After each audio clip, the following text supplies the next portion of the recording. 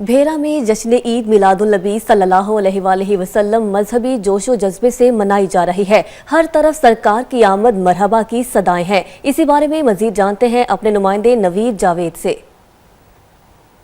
बिल्कुल में भी जश्न ईद मिलादुल नबी सल्लल्लाहु अलैहि वसल्लम मजहबी जोश जज्बे से मनाया जा रहा है। पुलिस की जानब से सिक्योरिटी के हवाले से सख्त इंतजाम किए गए हैं। हर तरफ दरूद सलाम की सदाएं बुलंद हो रही हैं। छोटे बड़े सब इश्क नबी से सरशार हैं। हर तरफ सरकार की आमद मरहबा की सदाएं हैं।